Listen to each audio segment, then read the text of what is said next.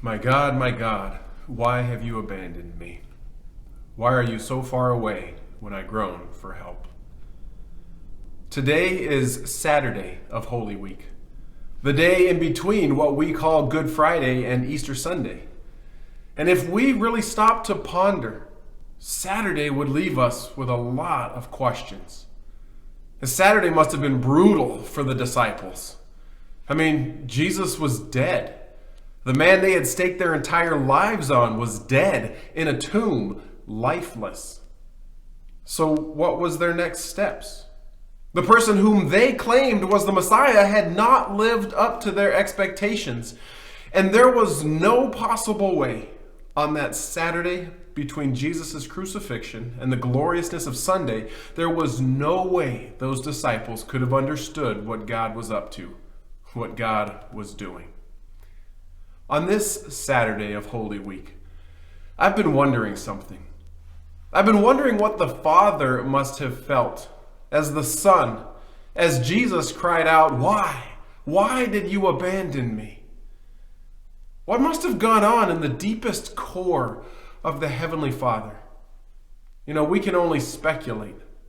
And make sure you realize that. Some of what I'll say in the next few minutes is speculation. It's an educated guess.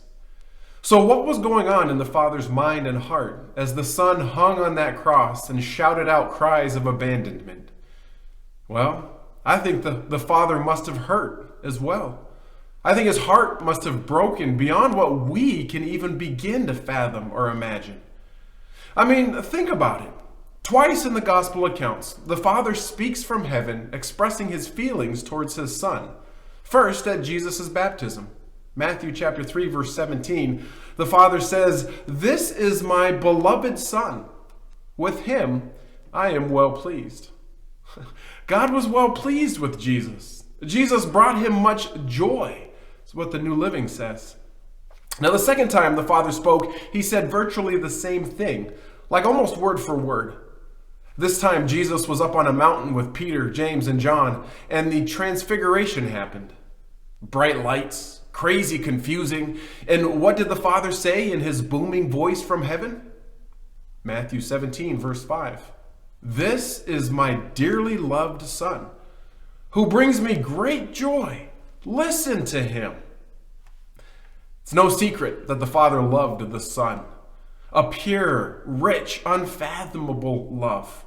I mean, imagine 33 years with the two of them experiencing a pretty fantastic relationship.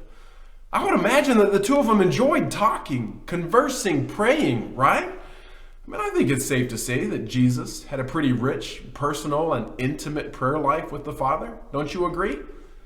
You look at it. Before major decisions, like choosing the disciples, Jesus prayed all night. Before miracles, both large and small, Jesus would pray. On the day the disciples came to him asking them to teach them to pray, Jesus said, "Look, when you pray, pray our Father." Our Father. Some people will say that Jesus would have taught them, the disciples, the term Abba here in Luke 11. The common language that Jesus would have spoken around his disciples was Aramaic. And the Aramaic term for father is Abba. Abba. There's an intimacy in that term. Now we see Jesus actually use this term Abba while in earnest, heartfelt prayer in Mark chapter 14, verse 36. Jesus was praying in the Garden of Gethsemane before getting arrested. And Jesus prayed.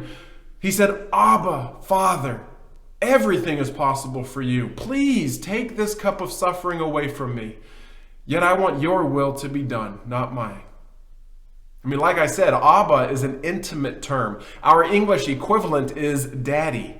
So as Jesus' upcoming hours of greatest need began, Jesus cries out, "Daddy, Abba, help me. Daddy, help." I mean, you fathers out there, if your child cried out for help, what would you do? When you hear "Daddy," you drop everything and run to their aid as fast as you could, wouldn't you? "Daddy, Abba, help me." Now, don't be blindsided by this turn from intimacy to cold formality. Hanging on the cross, when asking the Father why he abandoned him, Jesus did not cry out, "Abba." He cried out the impersonal, generic name for God, El or Eloi in the Aramaic, Theos in the Greek.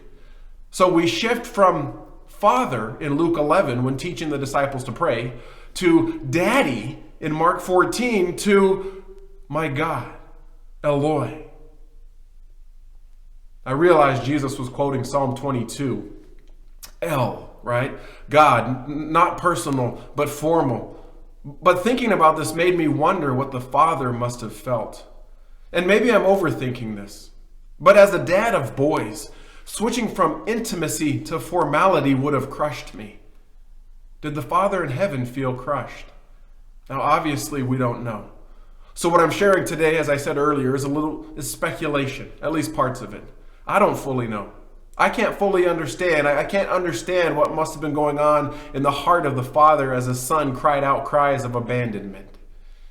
Now, Gene Edwards wrote a book titled The Prisoner in the Third Cell about John the Baptist. And in part of it, he was exploring what the prayer exchange may have been like between God the Father and the Israelite slaves. What Edwards wrote, I think, fits really well with what we're thinking through regarding where the Father's heart must have been with Jesus hanging on the cross. Edwards writes this, as if God is speaking, I left you in slavery for almost 400 years. Never once in all that time were your prayers answered. You cried out to me, but I did not answer. No clear word, no insight into my ways, no explanation of my purposes, no reasons were given why I did not answer your cries. Your hearts were broken before me, but my heart was broken with yours. I mean, much like the enslaved Israelites, Jesus cried out. Jesus asked why, and I fully believe the Father's heart was broken in those moments along with his son. You know, we can imagine what the Father must have felt as the Son cried out. We can guess. I mean, me as a father, what I would feel seeing my sons go through pain and hardship but not doing anything to help. We can imagine. But the truth is, as Gene Edwards says so well on the final page of the last chapter of his book, we serve a God that we do not and cannot fully understand. Edwards' final paragraphs actually speak really pointedly to what we've been wrestling through this week. Listen to what he writes. It says, the question is not, why is God doing this? Why is he like this? The question is not, why does he not answer me? The question is not, I need him desperately. Why does he not come and rescue? The question is not, why did God allow this tragedy to happen to me, to my children, to my wife, to my husband, to my family?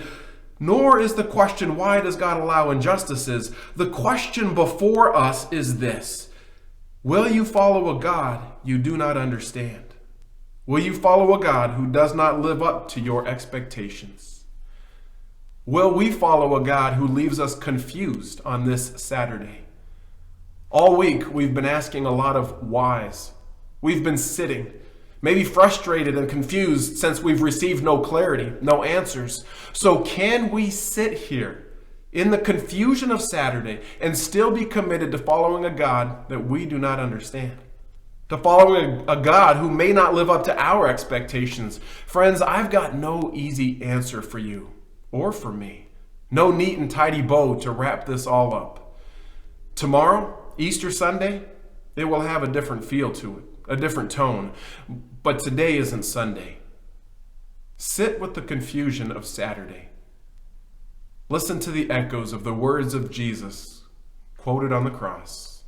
My God, why have you abandoned me? Why are you so far away when I groan for help?